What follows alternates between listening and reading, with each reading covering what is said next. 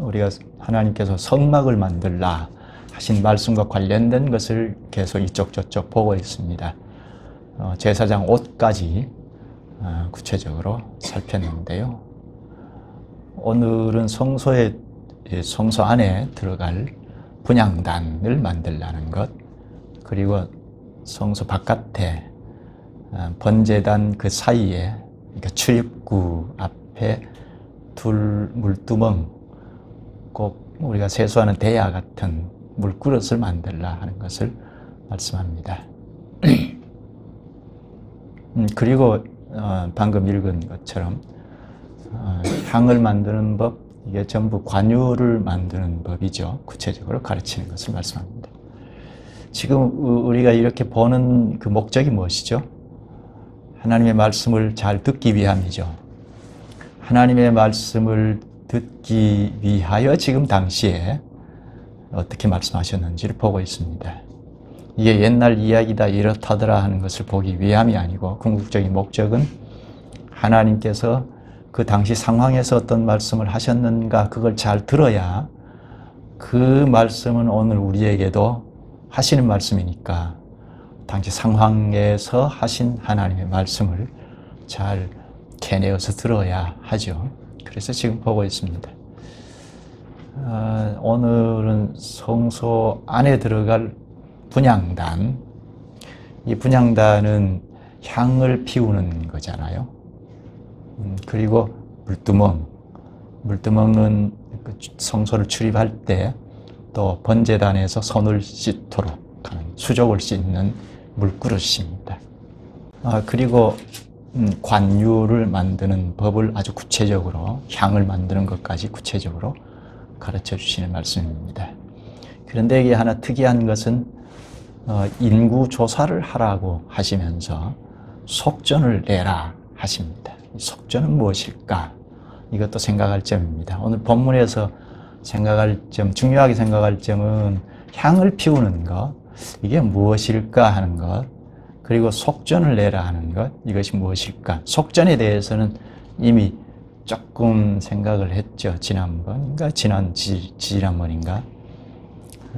오늘 중요하게 생각할 것이 향을 피우는 게 무엇일까 하는 것입니다. 향은 성경 이쪽 저쪽에서 성도들의 기도라고 하거든요. 기도의 핵심을 말하는데요. 좀 말씀을 쭉 보면서 이 점을 생각하면서 말씀을 좀 듣겠습니다. 그리고 속전도 같이 좀 생각하면서 말씀을 들읍시다. 1절에는 분향단을 만들라 하시죠. 분향단을 만들라 구체적으로 가르치는데요. 1절에서 10절까지입니다. 분향단의 그 목적은 향을 피워서 하나님께 올려드리는 것인데요. 생김새는 번제단과 비슷합니다. 1절에 너는 분향할 제단을 만들지니 곧 조각목으로 만들되, 조각목, 아카시아 나무 종류로 만들라 하는데요. 이 향을 피워서 하나님 앞에 올려드리는 것인데, 이건 당시에 이교신을 섬기는 사람들도 제사할 때 향을 피워서 제사했었습니다.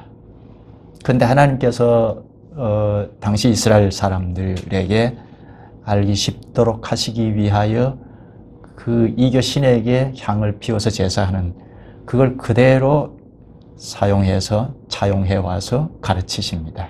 그러나 그 안에 내용은 하나님께서 요구하시는 하나님 나라의 내용을 담아서 가르치신 거죠. 하나님께서 어떤 상황에서 그 시대 사람들에게 알아듣게 하시기 위하여 그 시대 사람들이 보편적으로 사용하는 것들을 차용해서 거기에 내용을 담아서 가르치시는데요. 그러니까 내용을 잘 살펴보면 하나님께서 가르치신 것은 전혀 다른 것이다 하는 것을 알 수 있습니다. 이 분향단도 첫째로 다른 것은 이방인들에게 제사하는 분향단은 사람들이 다 만든 작품이죠. 그러나 오늘 본문에서 가르치시는 것은 하나님께서 만들라 하시는 대로 만들어야 합니다. 그게 인위적인 게 들어가면 전혀 안 되죠.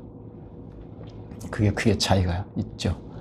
2절에는 네모 반듯하게 만들라 하시고, 그리고 3절에는 내 모퉁이에 뿔을 달게 하셨습니다. 뿔을 정금으로 싸고 금태를 두르게 하셨습니다. 그리고 4절에는 금고리를 달아서 운반할 수 있도록 하셨습니다. 요거는 바깥에 성막들에 설치된 번제단도 그렇죠. 고리를 달아서 운반할 수 있게 하셨잖아요.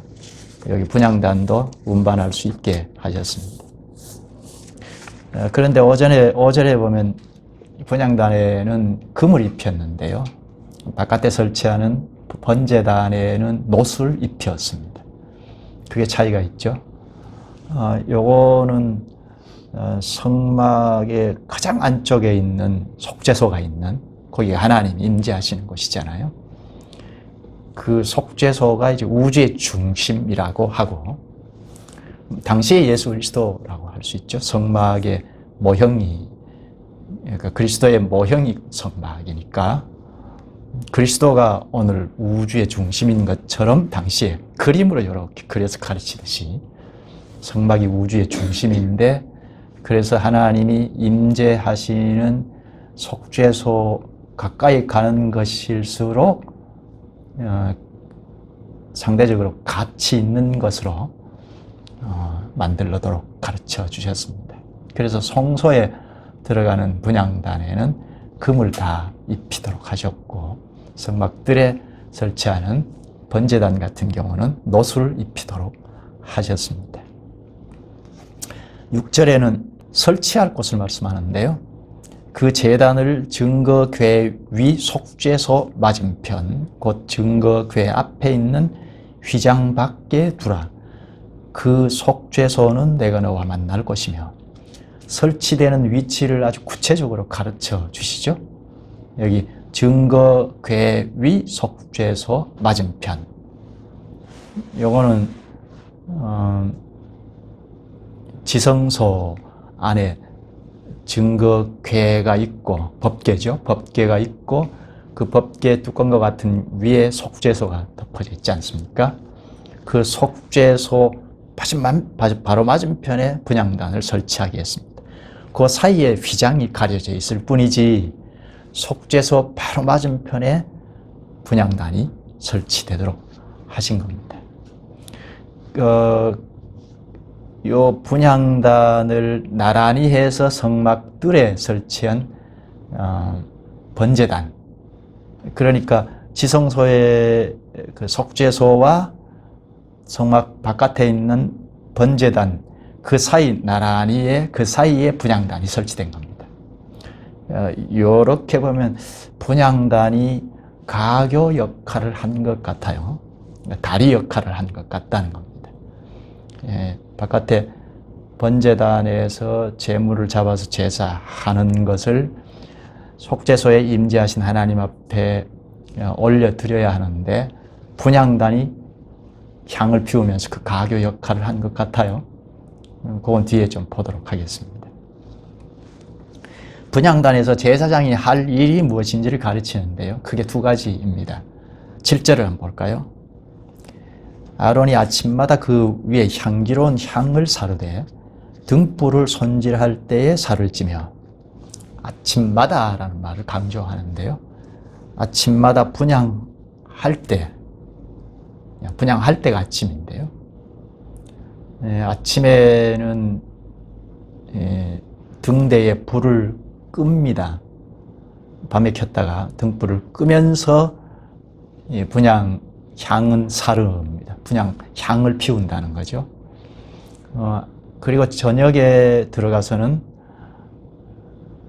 등대에 불을 켜요.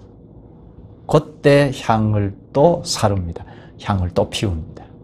그러니까 아침 저녁으로 제사장이 성소에 들어가서 저녁에는 불을 켜고 등불을 켜고 아침에는 등대에 불을 끄는데, 그 두 차례 분향을 합니다. 향을 피웁니다. 8절에 그 말을 하죠. 또 저녁 때 등불을 켤 때 살을 찌니 이 향은 너희가 대대로 여호와 앞에 끊지 못할지며. 아침 저녁으로 향을 피운다. 아침에는 등불을 끄고 저녁에는 등불을 켠다. 제사장이 하는 일이 이제 아침 저녁으로 향을 피운다는 것, 그걸 생각해야 하죠. 이 향을 꺼뜨리면 안 됩니다. 향을 늘 피워야 하는데요. 아침 저녁으로. 바깥에 성막들에 있는 번제단의 불도 꺼뜨리면 안 되죠. 하나님으로부터 나온 불이잖아요. 그걸 가지고 불도 피우고 하게 돼 있는데요. 그러니까 불이 꺼지지 않게 해야 할 것, 제사장에게 책임이 있습니다. 제사장이 하는 일이 간단하지 않죠. 죄인이 제물을 가지고 오면 그 제물을 잡고 그 이후에 각을 뜨고 그리고 피를 뿌리고 하는 일을 제사장이 다 하죠. 물론 짐승을 잡는 건 죄인이 거들어서 잡겠는데 그 밖의 일은 다 제사장이 합니다. 요걸 매일같이 하잖아요. 상번제라고 해서 매일 번제도 드리고 또 죄인이 가져오는 제물을 가지고 제사를 드려야 하니까 그게 만만치 않는 일입니다. 그래서 제사장의 임기가 50세까지예요. 제물을 가지고 와서 매일같이 짐승을 잡고 각을 뜨고 피를 뿌리는 일, 그리고 번제단 불을 꺼뜨리지 않아야 하니까 번제단에 나무를 마련하고 불을 지키고 하는 일, 분향단에 불을 꺼지지 않게 하고 지키는 일. 그러니까 이게 쉬운 일이 아니죠. 이 일이 힘겹기 때문에 한 달로 계산하면 보름만 일을 해요. 보름은 쉬어요. 그럼 1년이면 6개월 일하죠. 이런 좋은 직장이 어디 있냐 할 수 있을 텐데 그렇지 않습니다. 일이 막중하기 때문에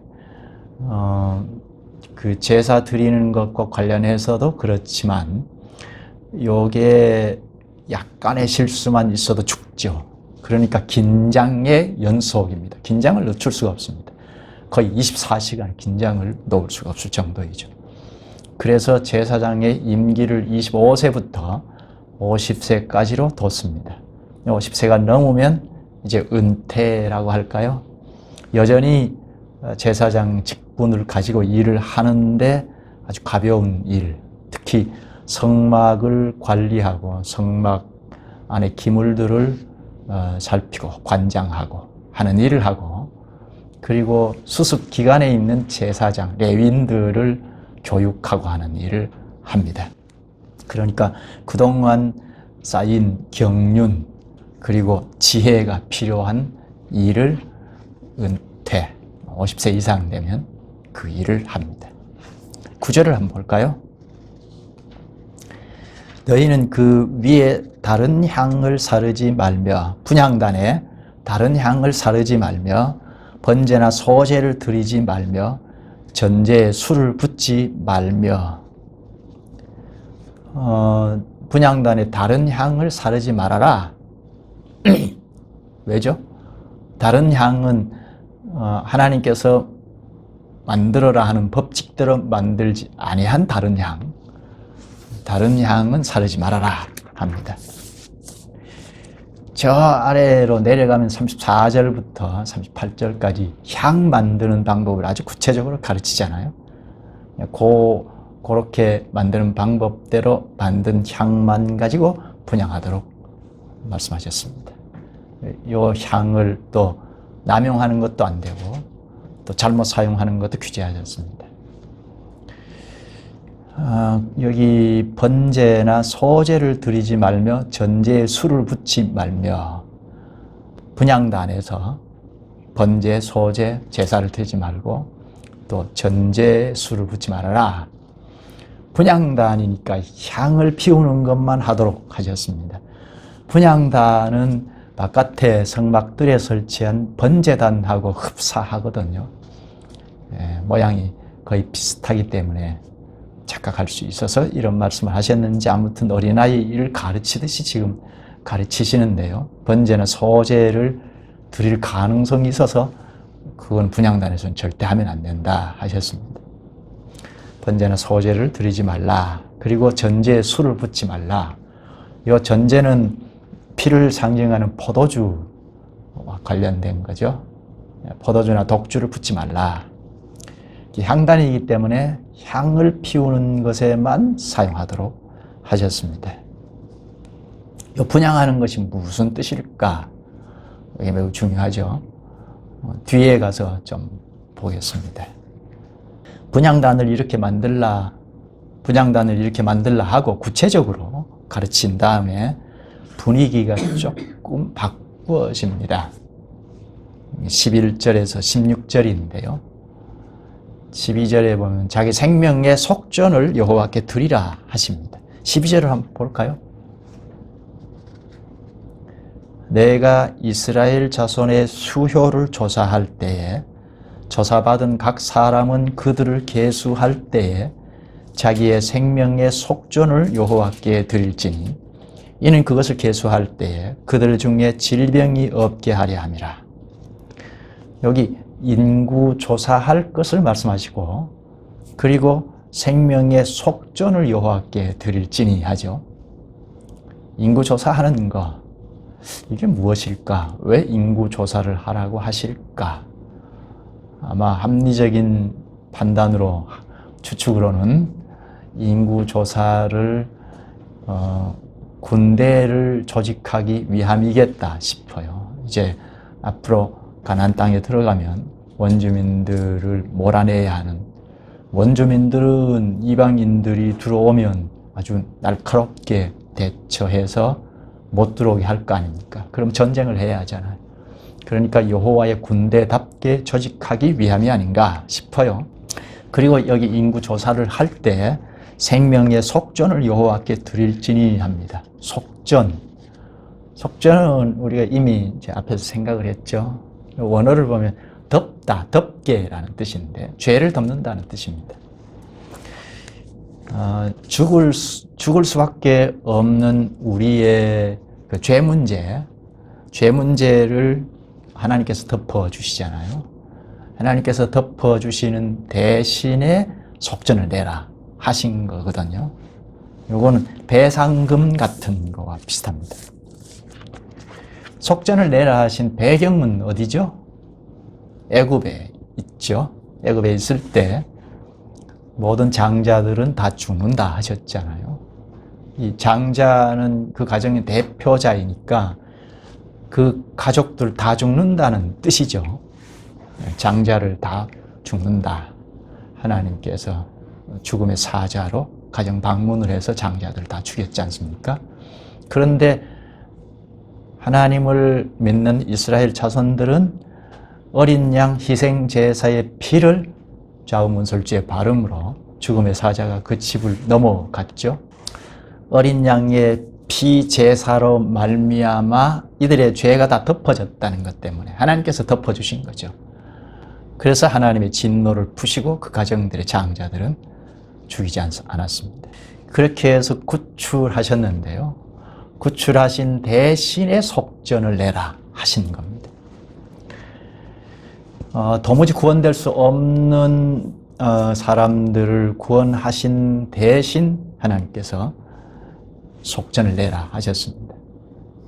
죄를 덮었다. 속전 원어의 뜻은 덮게라는 건데 인간은 다 죄가 있죠. 하나님을 모른다는 죄부터 시작해서 그 죄를 이렇게 덮었다는 건데 죄를 덮고 그 대신에 이제 구원하셨는데 그 대신에 속전을 내라 하셨습니다. 이 속전이 어디에 쓰여졌다고 했죠? 지지난번인가 잠깐 생각을 했죠. 이 속전이 성막 봉사에 쓰도록 하셨죠. 한번 볼까요? 16절입니다. 너는 이스라엘 자손에게 속전을 취하여 회막 봉사에 써라. 이것이 여호와 앞에서 이스라엘 자손의 기념이 되어서 너희의 생명을 대속하리라. 회막 봉사에 써라. 회막을 건축하는 것과 관련해서 사용하도록 하셨습니다. 그러니까 이스라엘 장정이 따로 낸 헌금이라 할 수 있죠. 예물을 드렸는데 그 속전으로 드리는, 이거는 이제 반세겔인데 아주 작은 건데, 장정만 속전을 내게 하신, 요거는 성막의 기물들, 성막 건축과 관련된 것에 쓰도록 하신 겁니다. 그렇다면 우리 한 걸음 더 나가서 성막은 예수 그리스도의 모형이라고 했죠. 그러면 이들이 그 당시의 그리스도 모형인데 당시의 그리스도에게 봉사하는 거죠. 그리스도를 건축하는 거죠. 그리스도께 충성하는 거죠. 요 속전도 헌금의 일종이니까 모든 헌금의 기본 정신은 나를 대표한다는 것이 있어요. 나를 대표한다. 내 목숨까지도 여기에 있다. 오늘 우리가 헌금하는 것도 그런 정신으로 하죠. 얼마가 됐든지 나를 대표하는 거다. 요 금액에 나의 생명, 목숨도 있다. 그 표시로 하는, 그러니까 나를 드리는 거죠. 우리 자신들을 성막 건축의 모형인 그리스도에게 헌금한 거죠. 요거는 그리스도와 연합, 그리스도와 연합한 거다 하는 걸 그림 그려서 가르쳐 주듯이 가르쳐 주신 거죠. 이게 교회의 핵심이죠. 교회가 뭐냐 할 때 한마디로 말할 수 없지만 핵심을 말한다면 그리스도와의 연합이죠. 당시에 이스라엘 자손들에게는 이렇게 가르치신 거죠. 아이들에게 그림 그려서 가르쳐 주듯이 가르쳐 주셨습니다. 15절을 보면 너희의 생명을 대속하기 위하여 여호와께 드릴 때에 부자라고 반세겔에서 더 내지 말고 가난한 자라고 덜 내지 말지며. 본래 헌금의 정신, 헌금을 할 때 방법은 형편 따라 하는 건데요. 그러니까 차등이 있죠. 가난한 사람들은 적게 낼 수도 있고, 구약 당시에 제사 방식도 그랬죠. 예물을 준비할 때도, 제물을 준비할 때도 가난한 사람은 비둘기 짐승으로 할 수도 있고 소재 곡식으로 할 수도 있고 했죠. 그런데 여기 속전은 다 균등하게 반세겔을 내도록 했습니다. 부자라고 더 내면 안 되고 가난하다고 안 내면 안 되고, 여기에 자신을 대표하는 거니까 누구든지, 이스라엘 자손이면 누구든지 그리스도와 연합했다, 그리스도의 수족이다 하는 걸 가르치죠. 차등이 없다는 거죠. 이게 오늘 교회의 핵심을 볼 수가 있죠. 교회가 뭐냐 할 때 그리스도와의 연합인데, 이건 차등이 없다. 누구든지 그리스도와 연합한 수족이다. 당시에 이스라엘 자손들이 반세겔의 속전을 내므로 다 그리스도의 수족이다는, 당시 그리스도의 수족이라는 것이 현실적으로 체득이 되었던 거죠. 나도 주님께서 수족으로 쓰신다 하는 것을 현실적으로 체득할 수 있었던 거죠. 그 다음 물두멍을 이렇게 만들라 하고 말씀하십니다. 17절에서 27절까지 말씀하는데요. 18절을 한번 볼까요? 너는 물두멍을 놋으로 만들고 그 받침도 놋으로 만들어 씻게 하되 그것을 회막과 제단 사이에 두고 그 속에 물을 담으라. 물두멍은 놋거울로 만든, 놋으로 만들어라 하죠. 놋거울처럼, 거울처럼 놋으로 만들어라. 요거는 대야 같은 물그릇입니다. 요거를 성막 뜰에, 출입구에 설치했는데요. 설치하라. 여기에 물을 담으라. 이렇게 구체적으로 아이에게 가르치듯이 가르치셨습니다.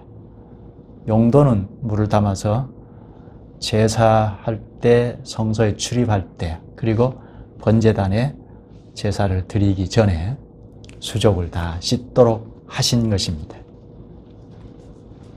20절에 보면 손을 씻지 않으면 죽는다 하시고, 그 다음에 21절에 영원히 지킬 규례니라 하고 강조합니다. 당시 부정한 몸으로 성소에 들어가면 제사장이 죽었죠. 부정한 몸으로 번제단에서 제물을 잡고 하면 죽습니다. 그래서 그 제사 이전에 수족을 씻도록 하신 것입니다. 이거는 오늘 우리도 마찬가지죠. 당시에는 죄를 씻어내야, 그러니까 하나님 앞에 죄를 돌이켜 회개해야 하나님 앞에 이룰 수 있다 하는 거죠. 제사장이 하나님 앞에 이르지 못하면 백성들 다 같이 하나님 앞에 이룰 수 없죠. 당시 방식으로 이렇게 죄를 씻어내는 걸 가르치셨는데요. 이건 오늘도 마찬가지죠.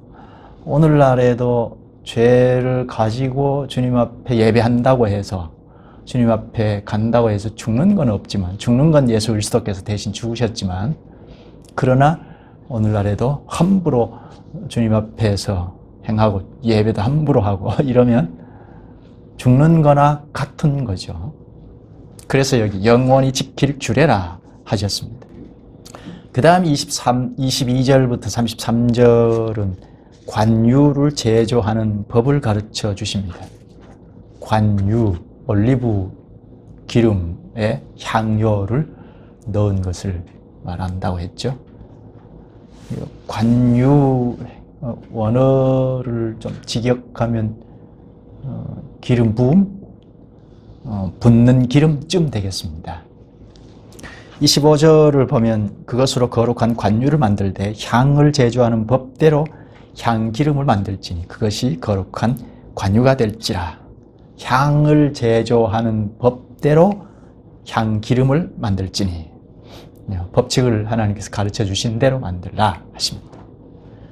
26절에는 너는 그것을 회막과 증거궤에 바르고, 27절에는 상과 그 모든 기구이며 등잔대와 그 기구이며 분향단과, 관유를 바르는 것을 일일이 가르쳐 주시는데요.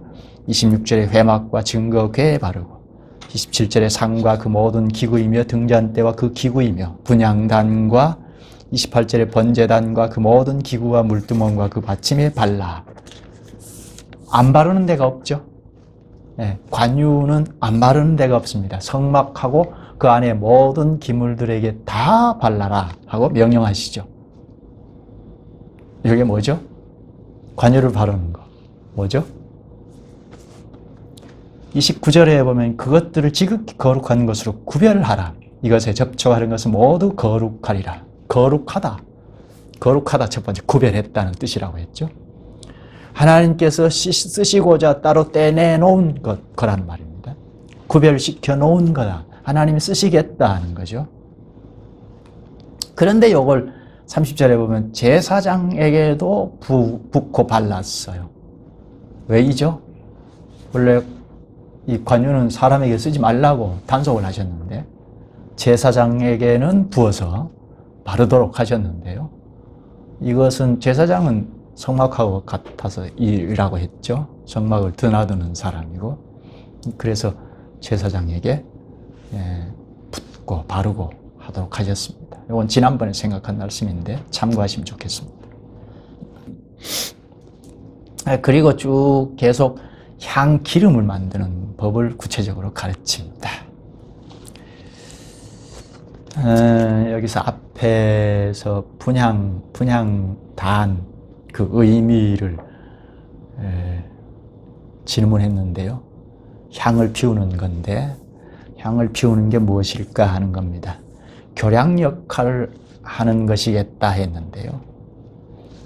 분향단의 위치가 중간이죠. 바깥에 번제단에서 제사 제물을 잡고 각을 두고 하는데 번제단, 그 다음에 분향단, 그 다음 맨 안쪽에 속죄소가 있죠. 그 사이에 이제 분향하는 분향단이 있는데 여기에 교량 역할을 하는 것이겠다 했습니다. 그러면 향을 피우는 것이 무슨 뜻일까? 이걸 좀 더 생각할 필요가 있겠습니다. 성소에서 향을 피우는데 이게 무슨 뜻일까? 첫째는 성소 안에 뭐 여러 냄새가 날 텐데 이 냄새 제거에 필요하지 않을까 싶어요. 그런데 그것뿐일까? 이 본문에는 자세한 설명은 없어요. 성경 기록의 방식인데요. 성경 기록할 때 상황을 놓고 그 당시 상황에 사람들에게 설명하는 거니까 상황을 시시콜콜하게 얘기하지 않죠. 설명을 하지 않죠. 뭐 이렇게 하자, 이것이다, 이렇게 상황을 놓고 그 당시 사람들은 다 알아먹었을 겁니다. 그런데 이 향이 무엇일지 잘 알 수가 없어요. 그런데 성경 이쪽 저쪽에서 말하는 것이 없을까? 성경에서 말해요. 몇몇 곳을 보면 시편 141편 2절을 보면 나의 기도가 주의 앞에 분향함과 같이 되며, 기도가 분향하는 것과 같다. 기도, 분향, 같다는 겁니다. 이거 당시 사람들은 분향하는 것이 무엇인지 알고 있었기 때문에 이렇게 기도하는 거죠. 또 신약에 넘어와서 요한계시록 5장 8절에도 분향단의 향은 성도들의 기도드리라 합니다. 이 내용을 실제로 잘 가르친 성경이 누가복음 1장 9절 10절입니다. 제가 읽어드릴게요. 제사장의 전례를 따라 제비를 뽑아 주의 성전에 들어가 분향하고 모든 백성은 그 분향하는 시간에 밖에서 기도하더니, 요 때가 아직 구약적인 상황을 얘기하죠. 제사장들이 제비를 뽑아서 성소에 들어갈 자를 뽑는데요. 그래서 성소에 들어가서 분향하는데 백성들은 따라 들어갈 수 없으니까 요 흉패 여기에 달려있는 12지파 대표하는 이름들이 새겨져 있는 요걸 착용하고 제사장이 안에 들어가면 백성들이 다 같이 간다는 뜻이라고 했죠. 근데 백성들은 실제로는 성막 바깥에서 기도합니다. 분향할 때 기도하는 요거를 일치시키는데요. 분향은 기도라는 겁니다.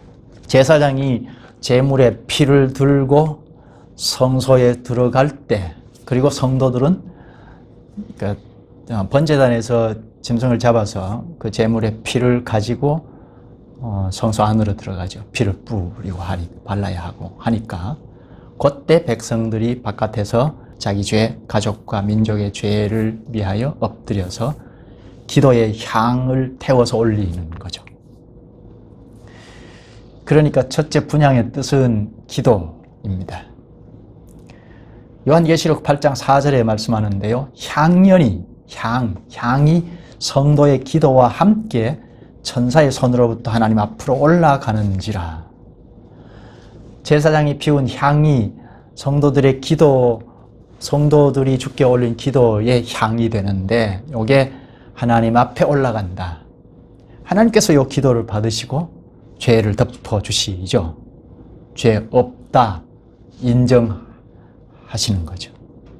또 하나 생각할 것은 본문의 10절인데요. 아론이 1년에 한 번씩 이 향단 뿔을 위하여 속죄하되 속죄제의 피로 1년에 한 번씩 대대로 속죄할지니라. 이 제단은 여호와께 지극히 거룩하니라.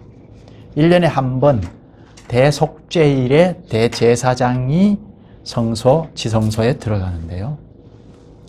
여기에 날짜가 7월 10일이라고 하는데, 속죄일에 지성소와 성막 본체 그리고 성막 내의 모든 기구들에게 피를 뿌려 정결케 하는 의식을 집행합니다.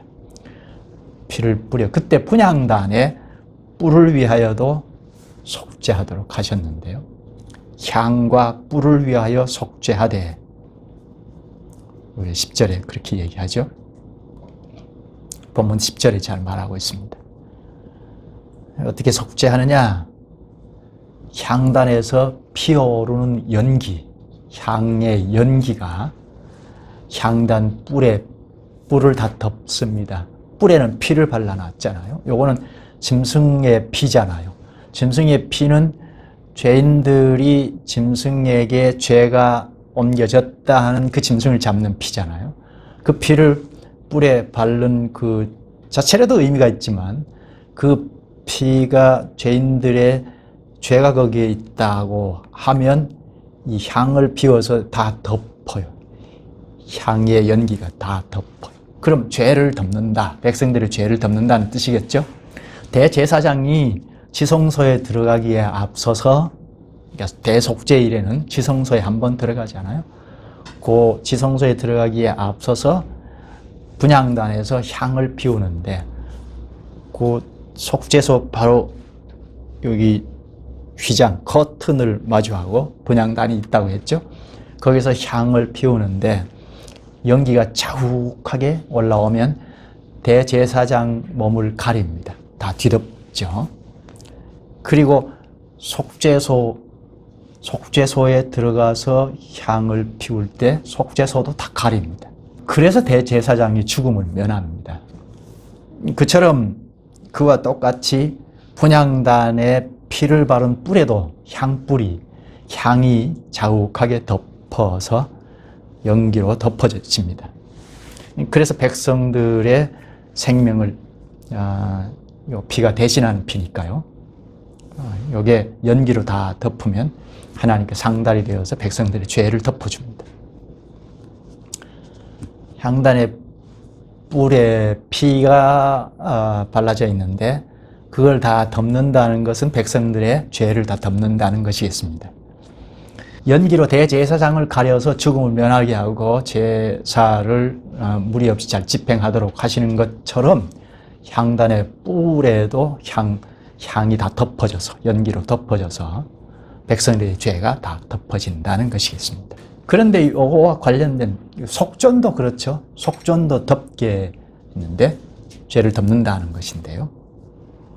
이걸 보시고 하나님께서 진노를 부시고 백성들의 죄를 사하십니다. 이렇게 죄를 덮는 게 없으면 제물이 된 짐승의 피, 이거는 그저 한낱 짐승이 죽어서 피 흘리는 정도밖에 안 되는 거죠. 향을 피워서 피를 바른 뿔을 완전히 뒤덮어서 하나님 앞에 올려지면 하나님께서 그걸 보시고 진노를 누그러뜨리고 죄를 사해 주십니다. 분향은 기도라고 했는데요. 기도의 핵심을 말하는데요. 분향으로 피를 덮는 것, 이건 백성들의 죄를 덮는다고 했죠. 그러면 성도들의 기도라고 하면 이 기도가 성도들의 기도, 교회 기도이죠. 그러면 이 기도가 뭘 달라는 기도가 아니고 죄를 사해 주십시오 이겠죠. 이 기도의 핵심을 가르치는데요. 이 향을 피워서 죄가 덮어지면 하나님과 화목하잖아요. 기도가 우리의 죄를 사해 주십시오 하고 시작하죠. 그래서 하나님과 화목하는 데서 나의 간구도 있지만 하나님 말씀도 들리게 되죠. 이게 기도의 핵심입니다. 기도는 대화인데요. 하나님과 대화인데요. 첫째, 우리가 죄인이니까 죄를 사해 주십시오 하면 하나님과 화목, 관계에서 대화를 하게 되죠. 이 죄가 있는 데서는 하나님과 대화를 할 수 없잖아요. 죄를 덮고 사해진 데서 기도를 하는 거죠. 그럼 하나님께서 기도를 들으시고 또 말씀도 하시고, 그러면 우리는 하나님께서 하시는 말씀이 뭔지를 들리게 되죠. 요걸 예수님께서도 잘 가르쳐 주셨습니다. 기도는 본래 뭘 달라는 게 아니라는 겁니다. 마태복음 6장 31절부터 말씀하는데요. 그러므로 염려하여 이르기를 무엇을 먹을까? 무엇을 마실까? 무엇을 입을까? 하지 말라. 의식주를 구하지 말라고 하셨어요. 이는 다 이방인들이 구하는 것이라. 너희 하늘 아버지께서 이 모든 것이 너희에게 있어야 할 줄을 아시느니라. 그런즉 너희는 먼저 그의 나라와 그의 의를 구하라. 그리하면 이 모든 것을 너희에게 더하시리라. 기도의 핵심을 잘 가르쳐 주셨죠. 구약 백성들에게 이렇게 가르치는 건 좀 어려우니까 어린아이들 대하듯이 가르쳤지만 오늘 우리에게는 바로 대놓고 가르치셨죠. 의식주를 위해서 구하지 마라. 이거는 세상 사람들이 구하는 것이다. 어떤 종교에서도 다 비나이다 하면서 먹게 해달라, 잘 살게 해달라 하잖아요. 이건 구하지 말라고 하십니다. 예수님 직접 가르쳐 주셨어요. 근데 우리가 살짝 구하죠. 구할 때 일용할 양식을 주옵시고 그렇게 구하라고 하셨어요. 그러니까 먹고 자고 입고 하는 걸 구하지 마라. 이건 세상 사람들이 구하는 것이다. 뭘 구해야 하느냐? 하나님 나라를 구해라. 하나님 나라의 의, 하나님의 의를 구하라 하셨습니다. 기도의 핵심을 오늘 배웠습니다. 기도의 핵심은 하나님과 대화인데요. 그래서 첫 번째로 요 향을 피운다 하는 건 우리의 죄가 덮어져야 하나님과 정상 관계가 되어서 대화를 할 수 있잖아요. 그러면 하나님의 말씀도 듣게 되죠. 이게 기도의 핵심이에요. 그래서 앞에서 향은 가교 역할을 한다고 했는데요. 바깥에서 번제단에서 제물을 잡아서 그 피를 가지고 성소에 들어가는데 지성소에 임재해 계시는 하나님과 화목 관계가 되려면 분향단에서 향을 피워야, 그래서 하나님이 받으셔야, 죄를 덮고 받으셔야 하나님과 화목 관계가 되잖아요. 그런 데서 가교 역할을 한다는 겁니다. 다리 역할을 한다는 겁니다. 요건 오늘 교회의 기도, 성도들의 기도들이니까 개개인들보다는 교회인 우리 전체가 기도할 때 요 기도가 하나님과 화목 관계가 되어서 대화할 수 있게 된다는 겁니다. 사죄를 먼저 구하니까 그렇죠. 그래서 공교회 예배에서도 사죄 기도를 먼저 하고 준비하고 그렇게 하죠. 오늘 크게 두 가지를 좀 기억할 필요가 있죠. 앞에서는 속전을 내라 하는 건데 이 속전도 성막 봉사에 다 쓰여졌잖아요.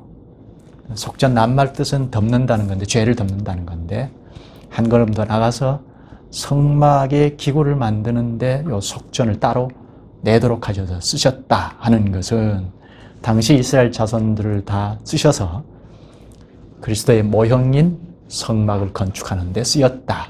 그리스도와 연합을 거기서 보이죠. 여기 교회의 핵심이죠. 속전에서 가르치는 것, 교회의 핵심을 가르친다. 오늘날에도 교회의 핵심은 그리스도와의 연합이다 하는 것. 그리고 여기 분향, 향은 기도이다. 기도의 핵심을 가르칩니다. 이걸 잘 숙지하면 좋겠습니다. 기도하시죠. 주께서 이스라엘을 구출하시고 그리스도께 이렇게 충성하라 하신 구체적인 가르침의 말씀대로 행진을 하게 하신 언약민 이들처럼 오늘 저희도 주께서 그리스도 안에서 구출하시고 이렇게 충성하라 하신 말씀을 가르쳐 주시오니 감사옵나이다. 특히 기도의 핵심을 가르쳐 주셔서 교회인 저희가 구하는 건 이방인들처럼 먹고 입고 잠자고 하는 문제를 구하는 게 아님을 알게 하시옵나이다. 하나님과 정상 관계가 되어 대화하는 게 기도의 핵심인 것을 가르쳐 주셔서 먼저 주께 구할 때 하나님 나라를 구하고 하나님의 의를 구하는 저희들이 되게 하시옵소서. 예수님의 이름으로 기도하옵나이다. 아멘.